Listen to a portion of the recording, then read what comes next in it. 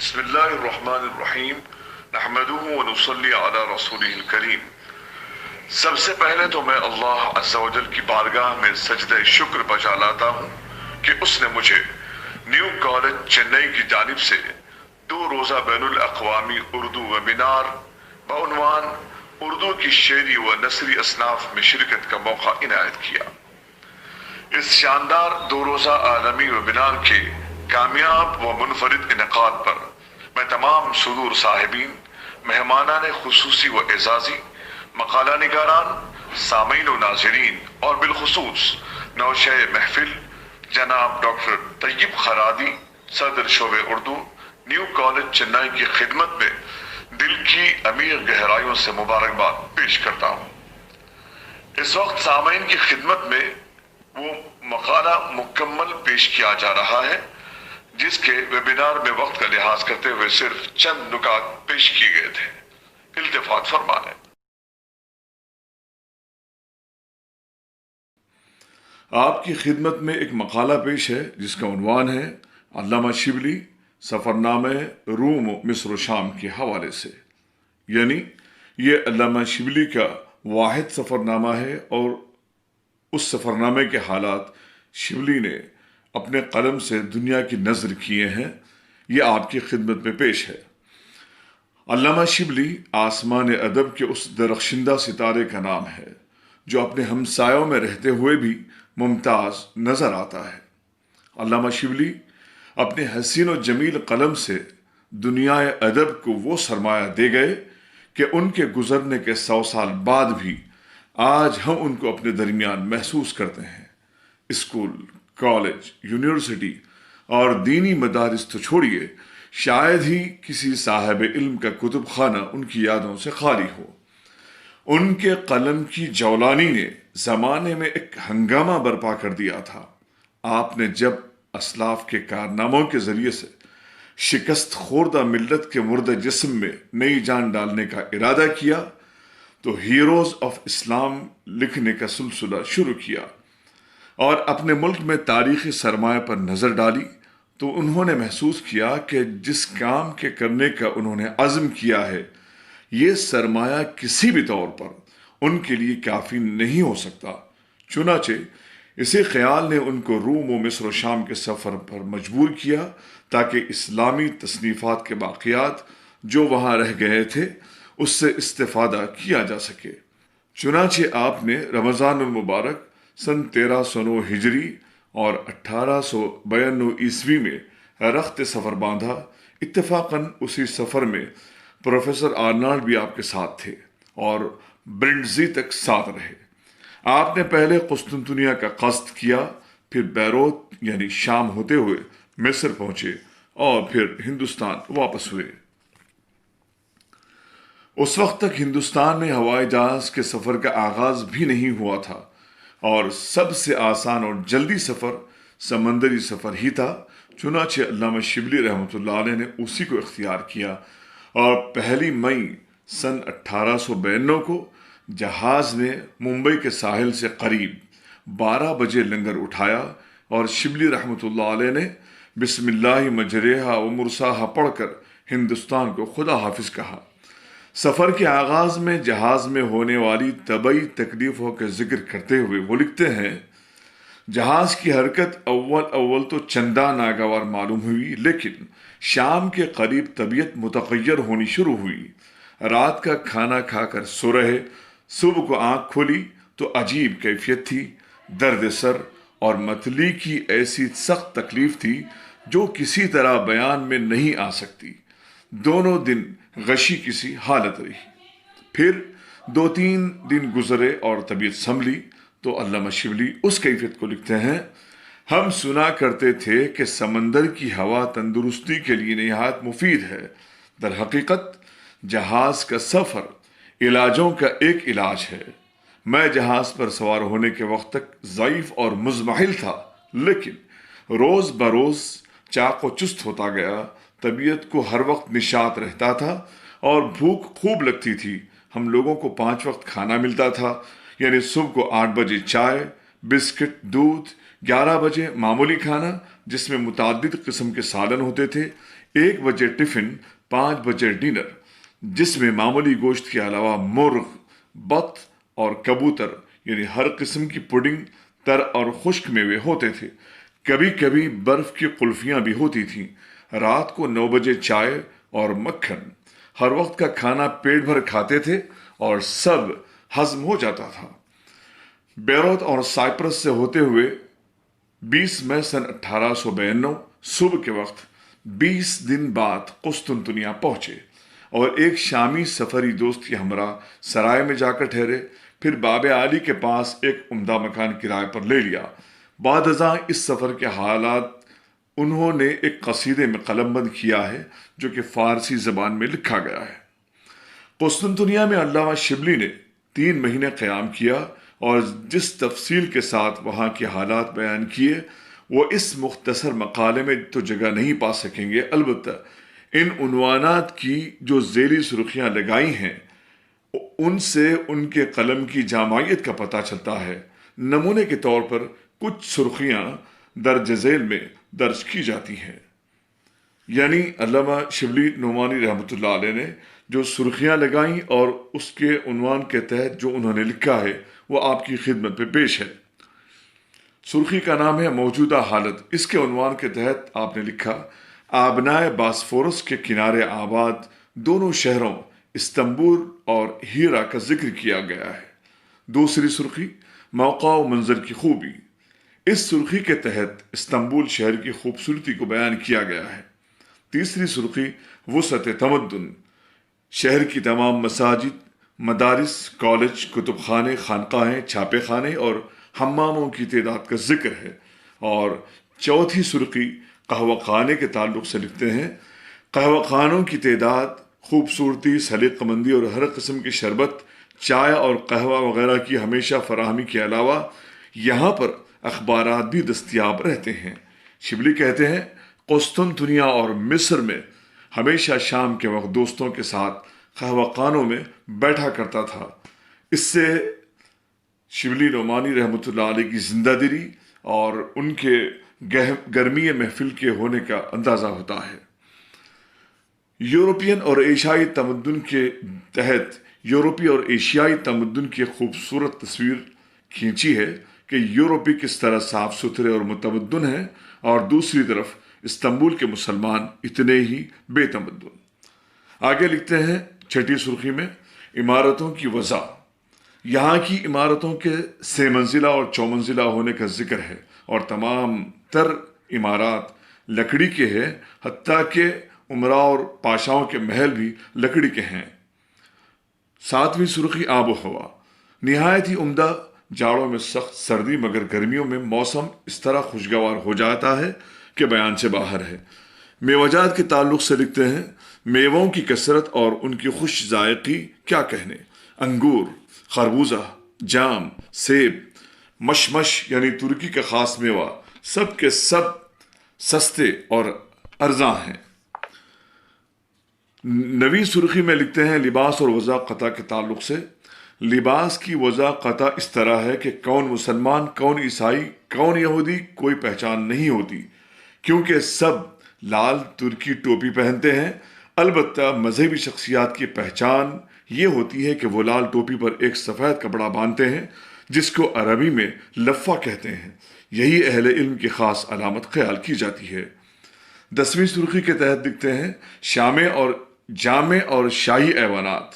یہاں کی عمدہ اور یادگار عمارتوں، مساجد جامع اور شاہی ایوانات کا خوبصورتی سے ذکر کیا ہے۔ ترقی تعلیم کے سلسلے میں لکھتے ہیں، سلطان ترکی عبدالحمید خان ثانی نے عرب قبائل کے لیے خاص توجہ فرمائی تھی۔ اس کا ذکر کرتے ہوئے انہوں نے لکھا ہے، میرے قیام کے زمانے ہی میں حکام و عمال کے نام فرامین صادر ہوئے تھے کہ حجاز، یمن، دیار، بکر، بصرہ، بغداد، طرابلس، الغرب، حلب، موصل، شام اور اس طرح عرب کے جو معزز قبائل ہیں ان کے لڑکے انتخاب کر کے بھیجے جائیں۔ سلطان نے ان کے ہر قسم کے مصارف حکومت کی طرف سے دینے منظور کیے۔ سن 12 ربیع الاول 1310 ہجری تاریخ 12 ربیع الاول ہے، سن 1310 ہجری کو یہ کالج بڑی شان و شوکت کے ساتھ کھولا گیا اور افتتاحی رسمیں ادا کی گئیں۔ عربوں کی تہذیب و تربیت کے لیے ایسی عمدہ کوشش کی نظیر تمام اسلامی تاریخ میں نہیں ملتی۔ آگے لکھتے ہیں، علاوہ ازیں ترکوں کی علمی حالت، ترکی زبانوں میں کتابوں کا ترجمہ، ترکی میں تاریخی تصنیفات، ترک مصنفین، ترک اخبارات و رسالے، چھاپے خانے، کتب خانے، زوایا یا خانقاہیں، مساجد جامع اور مشہور مقامات، عجائب خانے، سیرگاہیں اور دیگر عنوانات کے تحت علامہ شبلی نے قارئین کے لیے اتنی ضخیم اور تفصیلی معلومات فراہم کی ہیں اور اس خوبی سے باریک باتوں کو بھی زیر قلم لایا ہے کہ عقل دنگ رہ جاتی ہے۔ اس کے علاوہ جمعے کے دن کی سلامت کی رسم، جس جاہ و جلال سے لکھا ہے، اس سے پڑھنے والے کے دل میں یہ تمنا پیدا ہوتی ہے کہ چشم تصور ہی میں صحیح ہم وہ تماشے موقع پر دیکھیں۔ نماز جمعہ کے موقع پر سلطان کے جاہ و جلال کی ایک تصویر مثنوی عیدیہ سن جون 1892 میں لکھ کر قارئین کی نظر کی ہے۔ ترکی سفر کی ایک حسین یادگار ان کے لیے تمغہ مجیدی کا عطا ہونا ہے، جو غازی عثمان پاشا کی درخواست پر علامہ شبلی کو سلطان کی طرف سے عطا ہوا تھا۔ کتاب میں اس کا عکس اور تفصیل موجود ہے۔ علامہ شبلی کا سفر نامہ پڑھیں تو ایسا معلوم ہوتا ہے کہ آدھے سے زیادہ حصہ سفر ترکی کے متعلق ہے، اور کیوں نہ ہو کہ علامہ شبلی کو خلافت عثمانیہ سے بے حد محبت تھی، بلکہ خلافت تحریک کے وہ ایک سرگرم رکن بلکہ سیکریٹری تھے۔ جب ضرورت پڑی تو انہوں نے 3000 روپے چندہ کر کے ترکی کو حسین حسیب آفندی سے بھیجا تھا۔ قسطنطنیہ سے 7 دن کا سفر کر کے وہ بیروت پہنچے اور بیروت سے متعلق یہ معلومات ہم تک پہنچائیں۔ پہلے وہ قسطنطنیہ گئے، پھر وہاں سے وہ بیروت پہنچے اور بیروت کے متعلق ان کا قلم یہ لکھتا ہے، بیروت یہ نہایت قدیم شہر ہے۔ مؤرخین اس کے زمانے تعمیر کی ٹھیک تعین نہیں کر سکتے، لیکن اس قدر یقینی ہے کہ حضرت عیسیٰ علیہ السلام کی ولادت کے پیشتر موجود تھا۔ سن 222 عیسوی میں جب اسکندر سفیروس اور رومت الکبریٰ کی حکومت پر بیٹھا تو یہاں قانونی تعلیم کی بہت بڑی یونیورسٹی کی بنیاد ڈالی، جو کئی 100 برس تک بڑے اوج پر قائم رہی۔ سن 13 ہجری میں بیروت اسلام کے قبضے میں آیا، لیکن زمانہ مابعد کئی بار مسلمانوں کے ہاتھ سے نکل کر عیسائیوں کے قبضے میں آیا، یہاں تک کہ سن 1517 عیسوی میں سلطان سلیم اول نے اس کو فتح کیا اور اس وقت سے لے کر آج تک ترکوں کی زیر حکومت ہے۔ بیروت میں قیام دراصل ان کے سفری دوست شیخ علی زبیان کے کہنے پر نابغہ روزگار علمی شخصیت شیخ طاہر سے ملاقات کی غرض سے تھا۔ بیروت دراصل صوبہ دمشق کا اسٹیشن اور اضلاع شام میں تہذیب و تمدن کا مرکز رہا ہے۔ بیروت اس لیے بھی مشہور ہے کہ یہاں قدیم و جدید قلمی نسخوں کو چھاپنے کا بڑا ہی اہتمام کیا جاتا ہے۔ زمانہ جاہلیت کے مشہور شاعرہ خنسا کے علاوہ، انترا بن شداد العبسی کے علاوہ، اختل نصرانی جو فرزدق اور حریر کا معاصر اور دولت بنی امیہ کا مشہور شاعر تھا، اس کا دیوان بھی موجود ہے۔ علامہ شبلی لکھتے ہیں کہ بیروت میں شاعری کا ذوق بچے بچے میں ہے۔ لٹریچر کا مذاق اس قدر عام ہے کہ بچے کو شعر و شاعری سے چسکا ہے۔ بہت سے لوگ صاحب دیوان ہیں اور 10-5 قصیدے لکھنے والے تو سینکڑوں بلکہ ہزاروں۔ علامہ شبلی زندہ دل آدمی تھے اور حالات حاضرہ پر خوب ان کی نظر رہتی تھی۔ گرمی محفل، شعر و شاعری، سیر و تماشا سے خوب لطف اندوز ہوتے، لیکن جو چیز طبیعت کو ناگوار گزرے برملا اس کا اظہار بھی کر دیتے تھے۔ بیروت کے ایک کلب کا ذکر کرتے ہوئے لکھتے ہیں، مغنہ کا بےہودہ طریقہ کے عنوان سے لکھا ہے، بیروت میں نے جس کو نہایت ناپسند کیا وہ ایک مکان ہے جس کو مغنہ کہتے ہیں۔ یہ نہایت نامہذب اور مخرب اخلاق چیز ہے اور معلوم نہیں کہ اسلامی حکومت نے اس کو کیوں کر جائز رکھا ہے۔ عین سڑک پر ایک عالیشان 2 منزلہ مکان ہے۔ اوپر کی منزل میں ایک وسیع کمرہ ہے جس میں ترتیب کے ساتھ بہت سی کرسیاں بچھی ہیں۔ صدر کی جانب ایک بلند مستطیل چبوترے چبوترا ہے، بہت سی یورپین لیڈیاں اس پر بیٹھ کر گاتی بجاتی ہیں۔ ایک دور ختم ہو جاتا ہے تو لیڈیاں چبوترے سے اتر کر کمرے میں ٹہلتی ہیں اور معشوقانہ انداز کے ساتھ تماشائیوں کے پاس سے گزرتی ہیں۔ جس کو منظور ہوتا ہے اشارے سے ان کو بلاتا ہے اور وہ بڑے ناز و انداز سے اس کے پہلو میں آ کر بیٹھ جاتی ہیں۔ نہایت بے حیائی اور بے شرمی کے ساتھ اختلاط شروع ہو جاتا ہے۔ شراب کا دور چلتا ہے، ایک دوسرے کے گلے میں باہیں ڈال کر ٹہلتے ہیں۔ معانقہ، بوس و کنان، غرض بے حیائی کا کوئی دقیقہ اٹھا نہیں رکھتے۔ نعوذ باللہ من شرور انفسنا ومن سیئات اعمالنا۔ اقتباس ختم ہوا۔ علامہ شبلی کو دوران قیام بخار نے آ گھیرا، جس کا حرج یہ ہوا کہ طرابلس جو کہ مشہور اسلامی شہر تھا اس کی سیر کو جا نہ سکے، اور پھر 8 صفر سن 1310 ہجری میں شام کے وقت بیروت سے روانہ ہوئے اور بیت المقدس، مسجد اقصی، قمامہ وغیرہ کی سیر کرتے ہوئے مصر پہنچے۔ علامہ شبلی رحمۃ اللہ علیہ جس ملک بھی جاتے ہیں سب سے پہلے اس کے تاریخی پہلو پر قلم اٹھاتے ہیں۔ چنانچہ قاہرہ کا اجمالی حال کے عنوان سے رقم طراز ہے۔ یہ شہر مصر کا دارالسلطنت ہے۔ حال کے محاورے میں مصر کا لفظ جب استعمال کیا جاتا ہے تو یہی شہر مراد ہوتا ہے جو جوہر سپہ سالار فاطمین نے سن 358 ہجری میں اس کو آباد کرایا تھا، اور اس عہد سے لے کر آج تک اس کو روز افزوں ترقی ہے۔ سڑکیں بلند اور خوش فضا ہیں۔ میں جب اس کے وسیع اور پر رونق بازاروں میں سیر کرتا پھرتا تو بمبئی کا دھوکہ ہوتا تھا۔ علامہ شبلی نے اپنے سفر نامے میں روم و مصر و شام کے مختلف تعلیمی اداروں کے جدول اس خوبی سے بنائے ہیں کہ بیک نظر تمام تر تعلیمی نظام اور انتظام نگاہوں کے سامنے آ جاتا ہے۔ جامعہ ازہر کا ذکر کرتے ہوئے لکھتے ہیں، یہ وہی جامع ہے جس کی نسبت کہا جاتا ہے کہ کل دنیا میں اس سے قدیم کوئی یونیورسٹی نہیں ہے۔ یہ ایک جامع مسجد ہے، اور قاہرہ میں سب سے پہلی مسجد جو تعمیر ہوئی وہ یہی ہے۔ فاطمیین مصر میں سے خلیفہ المعز الدین اللہ نے کہ ایک غلام نے جو سسلی کا رہنے والا تھا اور اپنی قابلیت خداداد سے دولت فاطمیہ کا دست و بازو بن گیا تھا، سن 359 ہجری میں اس مسجد کی بنیاد ڈالی اور سن 361 ہجری میں انجام کو پہنچی۔